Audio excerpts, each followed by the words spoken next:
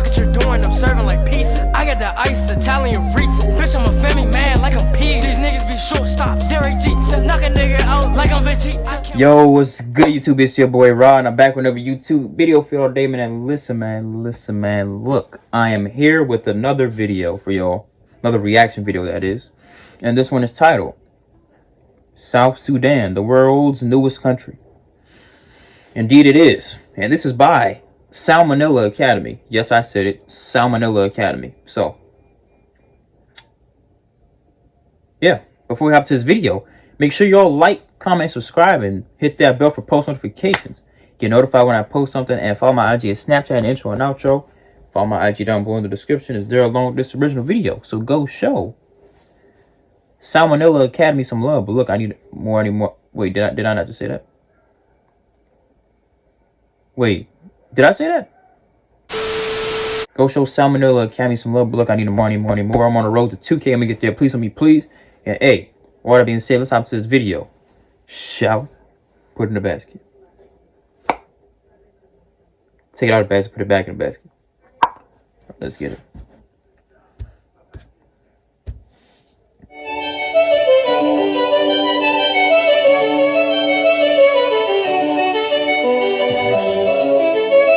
Hey kids, today I'm going to talk about South Sudan. It's the newest country in the world, becoming fully independent just in 2011. So I'm going to explain why the state came into being and what it's like there today. So to understand why South Sudan exists, you kind of have to know a bit about Sudan as a whole. So before 1956, Sudan was under the joint control of Egypt and Britain. At the end of 1955, they gave a declaration of independence and became their own thing. The independence movement, however, was led by this guy, Ismail al-Azhari. And he was like, hey everybody, we are an Arab-oriented Muslim nation. But then like 8 million Sudanese black people were like, whoa now, hold your camels, Ishmael. Us Africans, we ain't all about your Allah. He was like, yeah, well, who cares?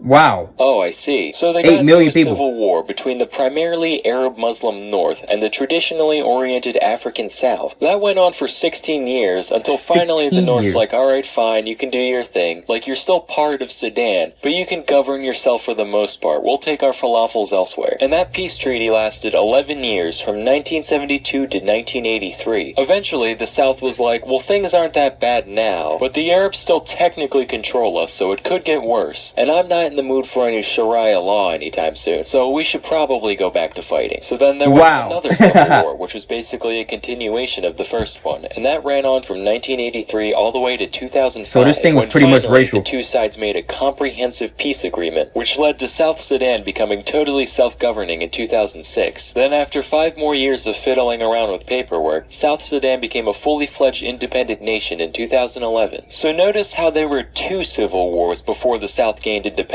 I guess you could say 2 coups make a Sudan.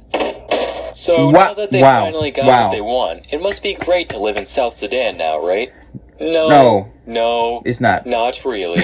It's actually just about the worst place you could ever choose to live in. Seriously, if somebody gave me the choice of moving to South Sudan or living the rest of my life with my dick inside an anthill, I'd be slathering on the honey before they even finish their sentence. Let me talk about a few reasons South Sudan sucks so bad. First, let me talk about ethnic groups. Europe, as we all know, contains a lot of ethnic groups. Scots, Serbs, Slovaks, Slovenes, Spaniards, Swedes. And those are just the big ones that start with S. There's like 100 others. The same is true with Africa. There are thousands of localized ethnic groups sprinkled all over the continent, whether or not you could tell from first glance. As such, South Sudan is home to a bunch of different peoples, each with their own languages and customs. And these groups have a long history of disagreeing with each other, like they don't get along much. So that's one thing. Second, remember how South Sudan was at war with the North for basically all of the past half a century? Well, as a result, the whole place is pretty geared for war and not much else. Their infrastructure is abysmal, and they've got all these guns just lying around waiting to be shot at something. Third, South Sudan has a bunch of oil reserves in different locations around the nation. And we all know how much people like oil. Everybody wants to control whatever wells they can get. So between these 3 things, the whole place is basically one big whirlpool of chaos. At any given time, the South Sudan government is at war with at least 7 different armed groups from around the country, each of which is also at war with the other groups. And if that's not enough of a shitstorm, the government ended up basically splitting in 2 in 2013. This is what happened. So you've got the president president, his name is Salva Kiir. And yes, he does actually wear a hat like this. It was a gift from George Bush. True story. And then the vice president, his name is Riek Machar. I'm probably saying those wrong, but it's fine. They don't have internet in South Sudan, so nobody can call me out here. So anyway, Salva Kiir, he's very aware of the fact that the country's in a very precarious spot at the moment. So he starts taking greater control of the government and the military, dismissing old people and installing those that he sees fit. And so Riek Machar, he's like, well, gee whiz, Salva Kiir, for someone who calls himself a president, that's pretty dictatory of you. Well, for someone who calls himself the vice president, that's pretty annoying assholey of you. Sir, all I'm saying is, I'm getting pretty sick of you and that gay hat of yours.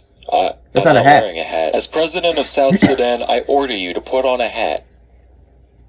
Yeah, see? That hat's gay. You're wearing the exact same hat. Alright, fuck you, you're out of a job. Wait, what? Yep, you and your whole cabinet, get out. Okay, I made up the part about the hat, but the rest of that is true. Also, I should mention that Kiir and Machar come from two different ethnic groups. See, Kiir is a Dinka, whereas Machar is a Nuer, which only heightened the tensions between the two. So after Machar got the boot, he ended up taking a chunk of the military with him, most of which were Nuers like him, and they started a rebellion against Kiir's government. This is known as the South Sudan Civil War, and it's still going on to this day. So yeah, still going on to this day. If you looked up clusterfuck in the dictionary, well, you wouldn't find anything because clusterfuck isn't a real word. But if it was, there would probably be a picture of South Sudan next to it. Seriously, this place makes Hotel Rwanda look like Hotel California. And throughout it all, there's still a bunch of hardworking individuals just trying to make a living, farming or herding or whatever. But the constant warfare makes it so the average person has to live in virtually Stone Age conditions. Which sucks, but, what can you do? So that's the story of the world's newest nation, kids. Till next time, I'm Salmonella, and thank you for watching. So they might as well go back with freaking the Arab controlled Sudan, because there's no solution to the conflict. But I mean, no, I don't want to play. Be quiet. But yeah, shoot, I don't know, man.